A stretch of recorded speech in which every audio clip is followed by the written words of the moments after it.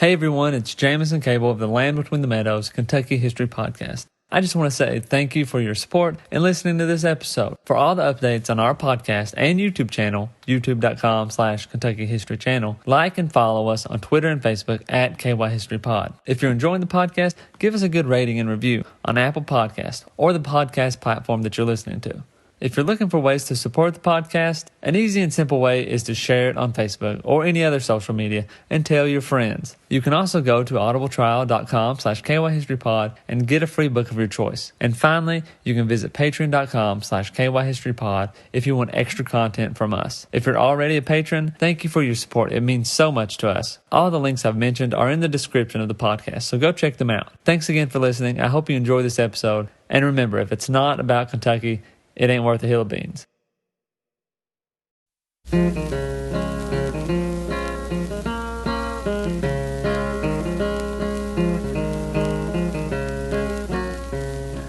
the pines, where the sun never shines, you'll shiver when the cold wind blows. There's a grave in the pines, where the sun never shines. There's a grave that's shaded with the pines.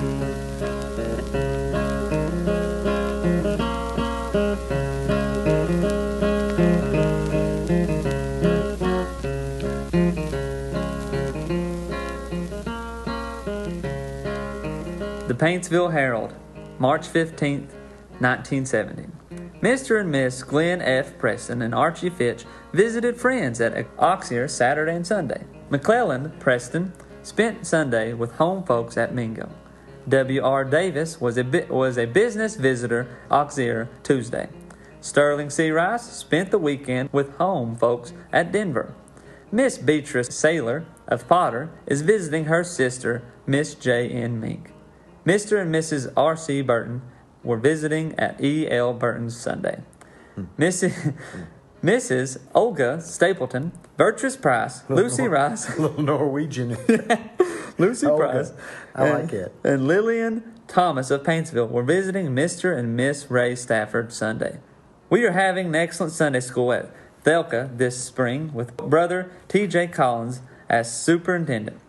We have one of the best corps of teachers in the county, consisting of Glenn Preston, H.C. Howes, Miss Vess Hunter, Miss H.C. Howes, and Miss Glenn Preston, secretary. Now, I'm reading from the Co-Camp Chronicles by Clyde Roy Pack, and these are excerpts from the Paintsville Herald. And the reason I'm reading those excerpts, is because while I read this book and these excerpts were in there, I got to thinking about what they would put in the newspaper. And basically, that was Facebook back in 1870. That was Facebook. These little mentions of John went and visited Sally. Sally went to Fred's house. You know, our local paper used to have that. Crab Orchard. Yeah.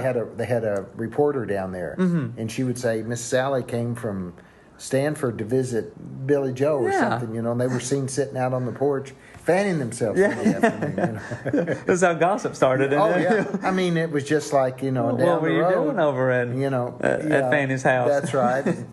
Charlie Brown's bull broke through the fence and was seen running down the road, you know, chasing children or something. And you can, I'm sure, in many papers, the hot news of the day. Libraries. If you went back and researched, there's loaded with things, and of course there's plenty of other articles. That wasn't what the paper was all about. No, but it was the selling point. Yeah. You know, I used to was editor of a rural paper over in Garrett County for 4 years. Yeah. And we used to go around and collect that. When I first started, I was from Lexington. I thought this is the dumbest thing. But we started taking some of that out. We got so many complaints. Yeah. Oh, it was like the hottest thing. It's what the people bought the newspaper for. You're taking out my gossip column. That's really what everybody was. They didn't care about, the other things. the city going bankrupt. City going bankrupt or sheriff getting shot or whatever. It was all about who was visiting who on Sunday afternoons.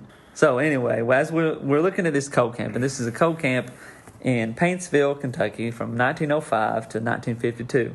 The Northeast Coal Company owned and ran this coal camp in Thealka Muddy Branch, name in the same. Thealka gets its name, which is it's a unique name, I believe at least, from a boat called the Thealka. Now, so the Thealka ran You're getting deep. Yeah, the Thealka ran on the Levisa Fork on the Big Sandy River in Paintsville. and it was actually named after John C.C. Mayo's wife. It would just drop passengers off. I don't know what the boat was actually used for, but anyway, for whatever reason, people would say, go over to the Thealka, and that then formed into the Thealka. The Thealka is the name of the place, if I'm pronouncing that right. I'm not from the area, but anyway. But Close enough. Close enough. The Thealka. They probably can't pronounce it right. Yeah. And anyway, so Clyde Roy Pack, in these memoirs, he just talks about his history of growing up in a coal camp and how he felt his childhood was special and growing up in Cherokee. And I have a question for you, Mr. Pope, here. Sure. If you were to think about a time in your life when you were free and just a luxurious time of your life, what time are you going to talk about? My youth. Your youth. And that teenager, 21. Yeah, when you were responsibility was gone or Zero not gone, but didn't have any. I've always had a little trouble with responsibility.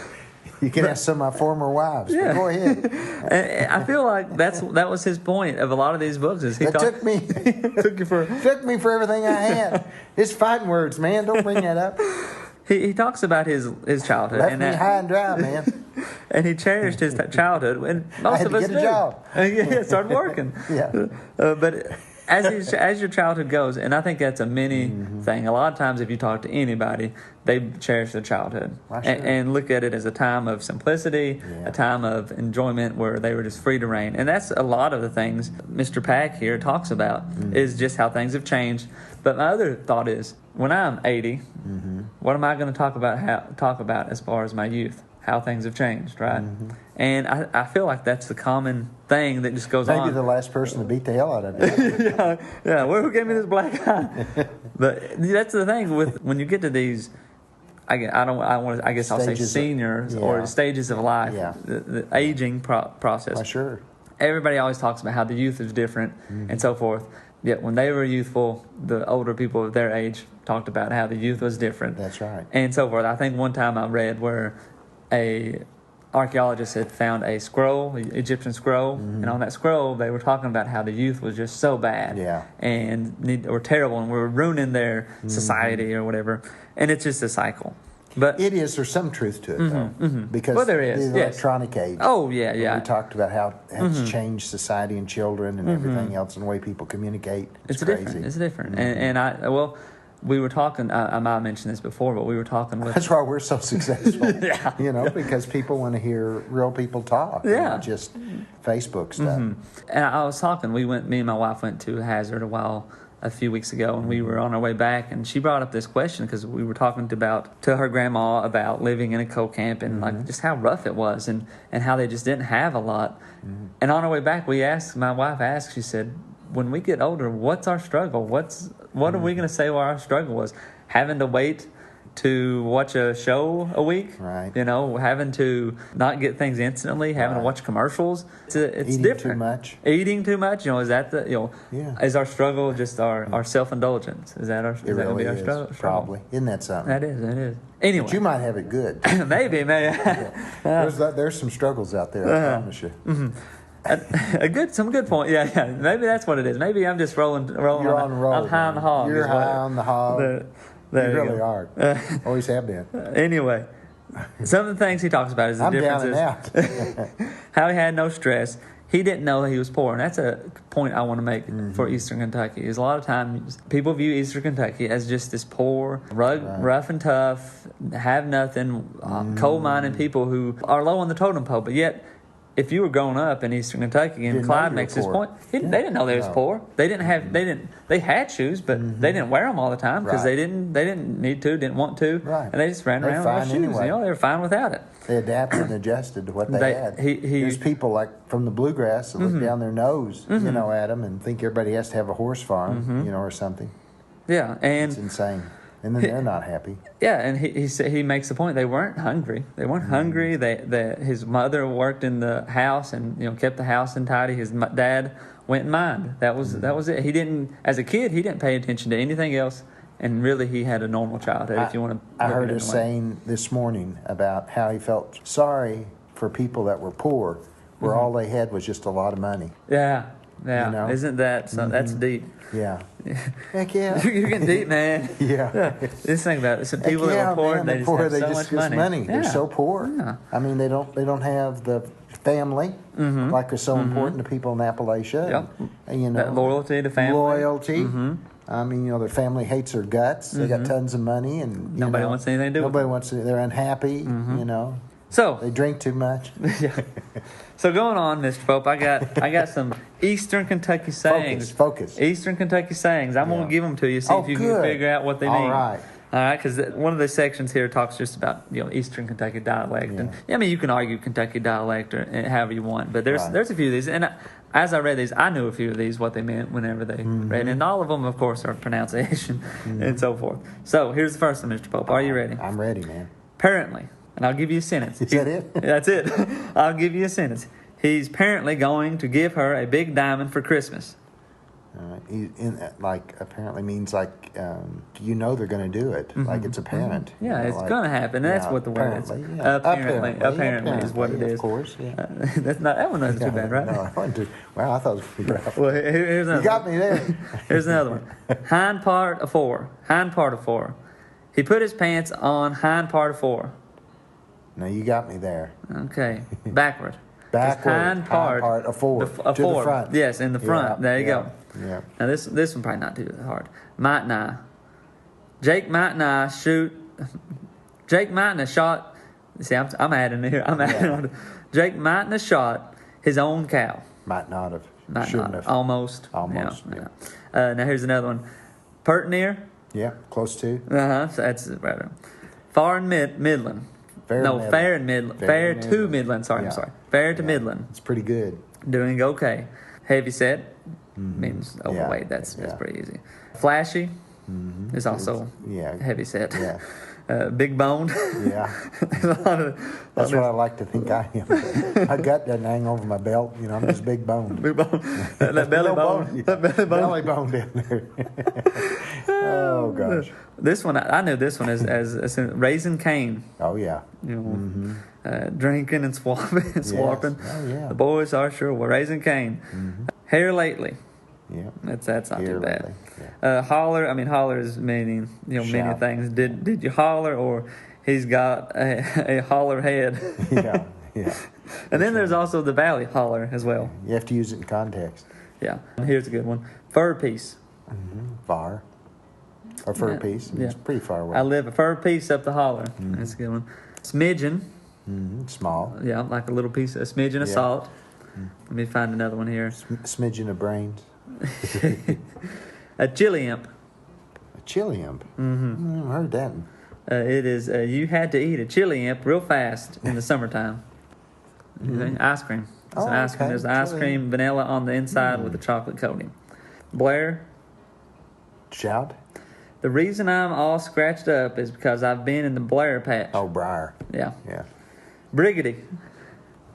Bragging. Now remember, when the preacher gets here, don't start acting briggity. Is that like big show or something? How you were not supposed to act when you had company. So, showing out, which is the next one, showing out. Show out, to act briggity. Let's see. Got a few more here. Biddy Drownder. Biddy Drownder. Oh, this is a regular Biddy Drownder, ain't it? Oh, it's a heavy rain. Heavy rain. Good job. Bug winding. Bug winding. See, it has a G on it. You ain't supposed to have a G in the accent. Yeah. Ain't supposed to. Let me give you a sentence. If he says one more word to me, I'm going to knock him a bug winding. Bug winding, that might be, but bug winding. Slug him, I guess. Well, actually, it says great distance. Oh, forward distance. Yeah. Finger plaster. No. Put a finger plaster on it. You'll be all right. Oh, huh. I mean, literal. What would you put on something if you hurt your finger? See, it's one of these real tough ones. I'd probably put a Band-Aid on. A Band-Aid, yeah, that's what it means. Now, let's see. A poke. A sack. Bag. Paper sack, yep. Shuck beans. Those are beans from the garden. Green beans. Yep. Yeah. Leather breeches. Got any more of them leather breeches left, Mom?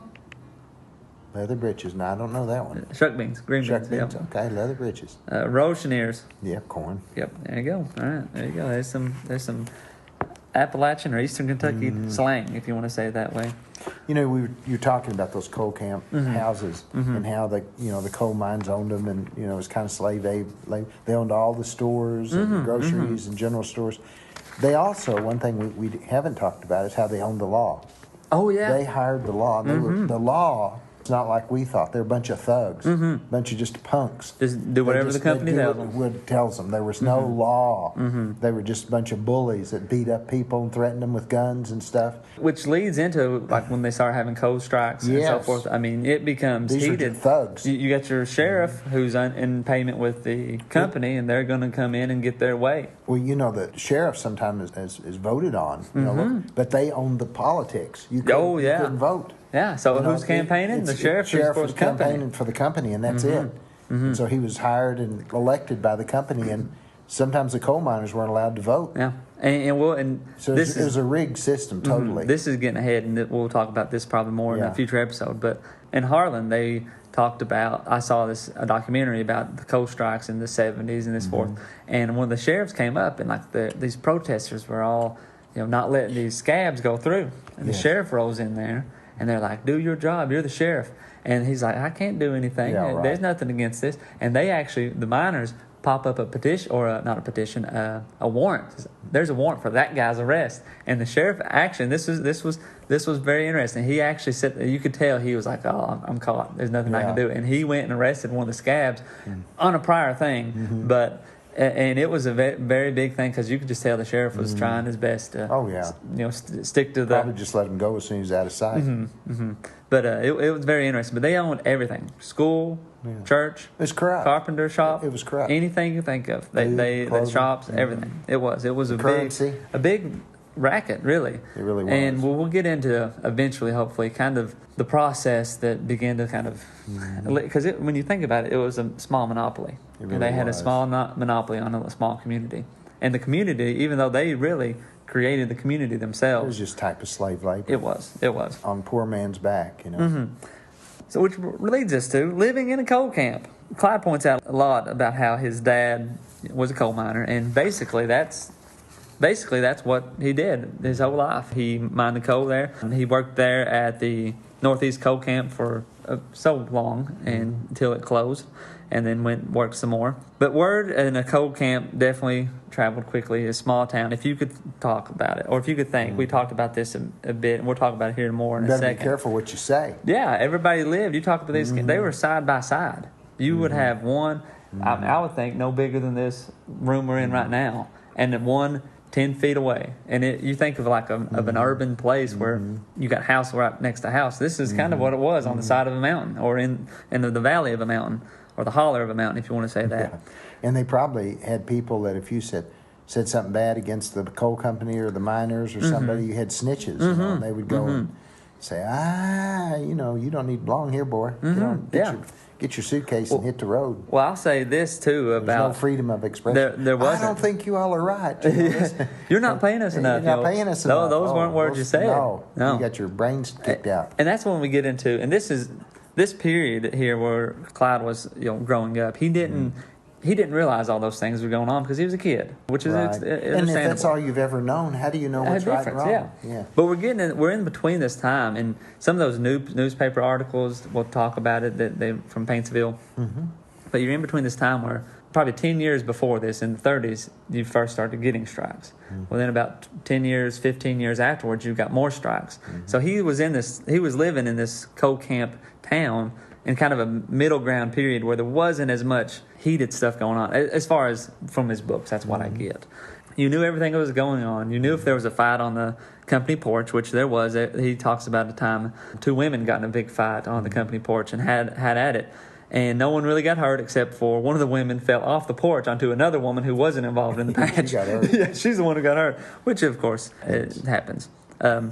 Of course, the coal camp town was full of coal dust. He talks many times about how you could not get clean, that houses were dirty, sweeping and so forth, and on and on and on.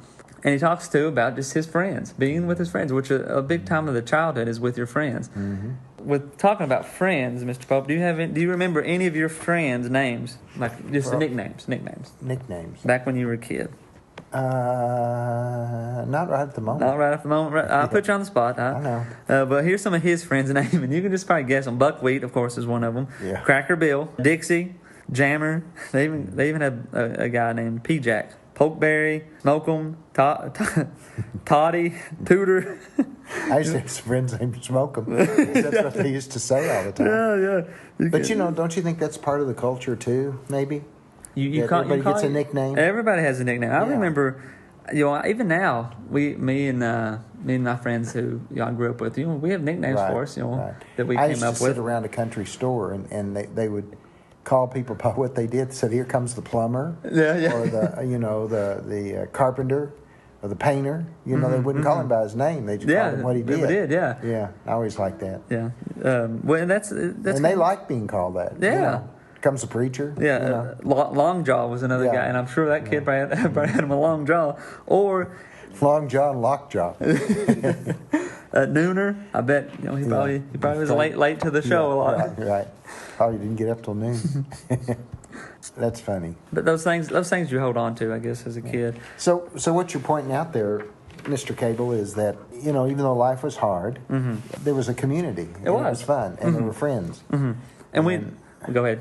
It was a life that wasn't too bad. No, in some ways. As a child, definitely. As a child, what do you look for as a child? Yeah, look for just playtime and food and friends. Food. Support, as far as like a mom and dad that loves you. Yep. And if you got those things as a child, you're not poor. No, you're not. You're really not. I think we have to caution ourselves to go too far in that direction, to say, all you need is friends and this, that, and the other. Life's really good even though you're being enslaved. In the same way of saying, well, life is so good now because we have so much. We have cars and nice homes and all these things, and yet there's more suicides now than there've ever been. People are unhappy. People are on drugs and everything else. Well, it's just crazy. And it's because of the absence of the friendships. The buddies and all that. Well, you think about, and it's ironic that we talk about this today, but just today in my classroom, totally ironic. In writing class, we were we read an article and we were writing about it, about how people were trying and companies were trying to instill compassion in their employees and doing things for others. And something you could very well argue that that's not something people look for. As far as when I look back here at these co-camps, even though they were getting paid slave labor and not having a lot of freedom to even leave the area, as a community, the people there were hugely compassionate to each other. That's right. And took care of each other when things happened. Couldn't get enough coins together to get on a Greyhound bus. We talk about the two women fighting. They were fighting for whatever it may have been, but as soon as something happened to that last woman... can of beans. Yeah. As soon as something happened to that other woman's family, the woman that was fighting her would be there to help and support. That's right. When something bad happened. You kind of saw that in Rockcastle County growing up, didn't you, a little bit? Oh, of course. Yes. Family, everybody's always there to help out. And you see that a lot whenever... And that's one reason they like big families. I knew a woman that was from Eastern Kentucky, and she said, and she was, very much into that culture, and she said, how the mark of a woman's having babies and how many babies you have and all like that. And I just thought, that's crazy. but I think it's coming from somewhere like that it shows that you have big families and the fellowship of family, Well, but you know what I'm saying? Oh yeah. It's a unique. Let's have 12. Yeah. Oh, you can support them. Oh no. I think I'm at my limit. I know. So we talked earlier. We had talked about the houses in these co-camps. So I'm going to read a little bit about Society Row in this co-camp. And when you hear Society Row, I think of, these are the high people here in society. High rollers. I'll read you about the house they had. So the houses in Society Row had neither house numbers, individual landscaping, nor any variations whatsoever, since each house was constructed from the same plan. Imagine placing 3 large building blocks end to end to represent the downstairs. Now, place 2 more blocks exactly over the first 2 for the 2 upstairs rooms. Cover them with a slanted roof, add a front porch, and you've got a Northeast Coal Company 2-story house. Put a smaller block out back at a distance representing 20 or 30 yards, and you've added a bathroom. So there you have it. I mean, we're looking basic. And if you get on any kind of your neighbor's house, wow, this is really nice. Yeah, you're like the architect seems familiar to me. It feels like home. Is this an antebellum? Or? Yeah. This looks exactly. Oh, I love what you did with the furniture. Yeah. You moved your couch to the left side. Yeah, that's right. That's the way it was. Yeah. You got a 2x4 sticking up back there. I ain't got one. Yeah, and he goes on to even explain more of this. After all my older siblings had moved out, leaving only little brother Joe and me, we used the downstairs room nearest the front porch as the living room. Although that's not what we called it. We simply referred to it as the front room. We had a couch and chairs and end tables. But for many of the homes in Society Row, especially if they housed large families, this was just another bedroom. So at this point, all his older siblings had kind of moved out. Him and his brother were the youngest of the two. And so they had this 2-story house, and to them, he probably felt like a mansion. But to some of the houses, or to some of the families, these houses were jam-packed. If they had more than, I mean, they probably had five to six. I don't know what the average would be, but they had many of kids. Large families. Regardless of its desired function, the middle room was always referred to as the middle room, and depending on the size of the family who lived there, had a variety of uses.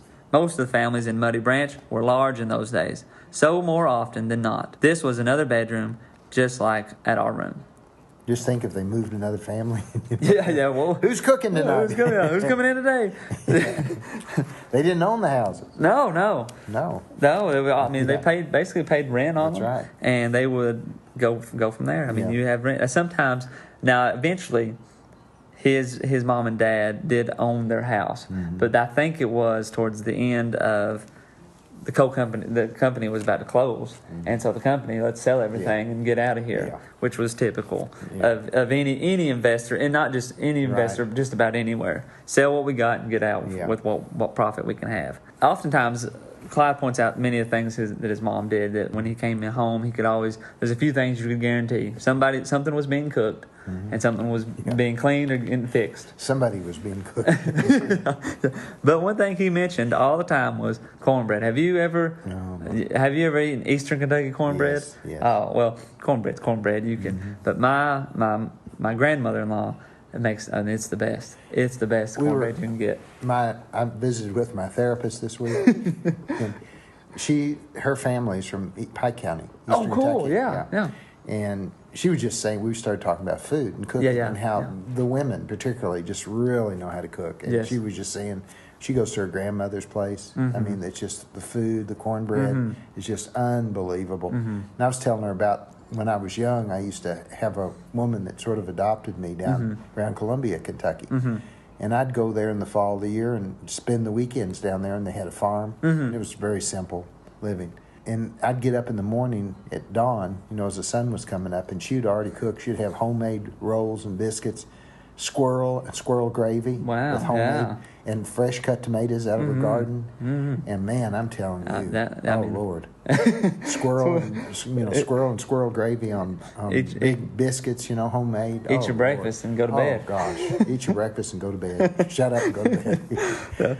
Well, that's one of those things. And I mean, we still go to my grandma's house just about every Sunday and eat. Yeah, wow. But my wife's, I mean, it's the best cornbread. Yeah, I mean, it is so good. Gosh, I love good cornbread. It is. Like I said, milk and cornbread, man. And soup beans. And soup beans. Cut up some onions in there. Yeah, there you go. You got a meal. Really do. Again, good eating. Fills you up. Yeah. Again, and a little perspective here. I wish I had some. I wrote these little. It's about dinner time. Yeah. What time? Well, let's wrap this up here. Let's wrap this up, man. But talking just some common things. 10 cents a gallon of gas. To us, that's really cheap.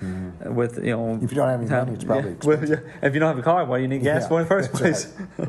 But again, the mule's drowned in the pond. So he mentions, Clyde does, in that $10,000 a year was living high on the hog, but there wasn't a coal miner making that at all. They weren't even making close to that, I'd assume. And where this talks about his childhood, he really doesn't get into a lot of the facts about just those kind of things, and we can get those later. But I want to talk about the school. School, of course, is a big thing. Yeah, and of course, the school was built by the company, and the teachers were paid by the company. But one of the things he mentions is that there were probably about 50 to 60 schools in Johnson County, which is where Paintsville's out. And you think about that, that is a lot. A whole lot. But when you really kind of probably looking at it, each one of those was probably a one-room school. One teacher. With one teacher, 10, maybe 15 kids. And then if you look at all the cold camps that were going around, each one of the cold camps probably had their own school. Now, Paintsville had their own public school, if you want to go on that. You know, we talked about how in a lot of those early schools where the teacher got a small pay, but got board and room, food, and would travel around to the different children's homes and live, you know. I can hear him saying, well, this looked like the house I was in last night, or last week, whatever, you know. Let me ask you this question, too, because he mentions an 8th grade exam. Did you have to take an 8th grade exam or anything like that? Not that I know of. I mean, I took exams in 8th grade. Well, I think get through the 8th grade. From what I got here, it's like 8th grade was graduation. They took an 8th grade exam, and if they didn't pass it, they didn't go on to high school. Didn't go on to high school. Yeah, and that's what I get from it. That may not be accurate, but whenever he please make you study. You're going to work in the mines if you don't pass this test. Yeah. He talks a lot about his teachers. You take the parakeet and go down there. get your good parakeet and a mule. Yeah. And you. But he talks about you're good to go. Some of his teachers and just how, of course, they impacted his life, which he says he never had a bad teacher and really liked him. But one teacher, he said, he started out his writing with this: "You're all imps of Satan and doomed to perdition," which I feel like is a pretty strong statement from your teacher. Yeah. But those were the words of one of his high school teachers, and whenever a student acted out, that's what they referred to him as. Clyde here did go to high school, and he ended up going to Eastern Kentucky State at the time, but would eventually become Eastern Kentucky University. And he shake the coal dust off. Yeah, he went back and taught at the school, taught at Paintsville, and worked at the newspaper and wrote as well. You know, you look at the traditions of Eastern Kentucky, and we've talked about how much you've enjoyed Pine Mountain Settlement School. And back in the day, that was a high school where students would come and stay. And think about the tradition of Berea College and communities where you work to pay for your schooling, your food, and got an education. It's a really good idea. And some of our politicians today here in Kentucky are advocating that both male and female do community service after they graduate from high school for a year. I think we're going to pay for your education in college, but we want you to serve our country. You know? I think, and because I think it's fun. I think it's a great idea. It needs to happen. It really does. Because when you look at, it teaches you a lot of lessons. It does. Besides, it's party time. Those camps that they have that's all young people, whether you're planting trees or working in hospitals and stuff, there's a lot of camaraderie. And that's not a new thing. There's other countries in the world who that's the first. Everybody you get out of school and you do a year of service. You do a year of service. Just think about how humbling it would be to a kid to say, okay, I'm out of school. And because nowadays the kid goes, I'm out of school and I'm ready to do what I want to do. Right. I'm ready to go to school, party, maybe. Right. Yeah. Comes to us all. Not in our case. Yeah, no. We not never, ever in our we case. never I don't remember any of it anyway. I'll deny it till I die. I'll deny it till I die. But, and kind of this, what am I going to do? But if instead they had to hit the brakes and say, I'm going to work a year for everybody else. I'm going to do something for everybody else. That's right. We partied when we were at Crab Orchard. Easy now. We didn't teach. We'll edit this out real quick. I'm still at Crab Orchard. I know. I got to watch my time. But if a student came out and said, and had a year of that, a humbling experience of a year of serving others, whether it be working at a nonprofit or working in the community. Think about having a graduating class of 200 some kids, putting them in the community to serve in some sort of manner. I know. Talk about lifting the community up. It really would. It would be good for everybody. It would. And what we have, in our society today is this lack of connection between ourselves and society. We think everything's just for nothing. We don't have appreciation for it. Yeah. And that's what Clyde points out a lot in his book. Is like back in those days, whenever he was living in this coal camp, and you knew your neighbors and you took care of your neighbors. Purpose and you think about getting out here in the community and doing some sort of service. you then begin to know your neighbors again and learn from each other. That's right. You have respect for it. It would just be. I think that's great. This is the first I've heard of people wanting or politicians thinking about this, but it should happen. Yeah. It would be a great benefit to especially these small communities and small towns. But back in these times, I feel like a lot of the community service or this was joining the military. Mm-hmm. You join the military, but there was wars and the sort of stuff going on, so there's more of a need. The draft doesn't exist. I say quotations anymore, and those kind of things are kind of gone. Anyway. Well, that was what they did. People volunteered, and that sort of that was their community service. I think it would be a great thing for felt better about themselves and about everyone else, mm-hmm. And why is it that so many people don't feel good about anything anymore? Yeah. It's something's wrong. It's the need for acceptance and improvement, and people find it in the wrong areas. They find it in the wrong ways. Totally. I mean, social media, and of course, here we are. We're on social media and stuff. So like our Facebook page. Yeah, that's right. You idiots. share us everywhere you go. But that's the truth. Yeah. It's the truth. Don't connect with anybody. There's a commercial that says don't talk to anybody. We look at likes and that kind of stuff, and I mean, don't communicate. It is the society I guess we're in. Another Sucks, thing, man. Back to school. Let's bring it back to school. They had a PTA, of course, and good old days. You think of a PTA as more, more modern, but the school relied on the PTA so much, and I found it so interesting because here you have this coal company who's built this school, paying for these teachers, and yet you still have to get a PTA to get in there and to raise money. They'd have cake walks, all those things to get money, and so forth. And walk off with the cake. Yeah, but. Magical chairs. Yeah, I just found it a little baffling. You had this super rich company, and a lot of these companies were run out of New York and out of these bigger cities, and they just wanted they didn't think about the small things. They just, as long as their check rolled in, they were fine. Well, that's going to wrap up part 1 of our discussion on coal camps in Eastern Kentucky. And just speaking personally, I've really enjoyed looking into all the history around Kentucky. I would like to mention again the Spring Wildflower Weekend coming up at Pine Mountain Settlement School on Friday, April 24th through Sunday, April 26th. I'm also going to be going to Pine Mountain here at the beginning of April, and I hope to be able to record some history of Pine Mountain and find out a little bit more about the creatures who settled there. And don't forget also to check out the Friends of the Great Saltpeter Cave Preserve, in which you can find on Facebook. Finally, since we talked about it today, I want to challenge our listeners to see if we can get our Facebook page up to 500 likes. Let's say if we can make that goal by the end of March, we'll plan for a giveaway to show our listeners how much we appreciate you. Thanks again for listening, and we'll see you next time.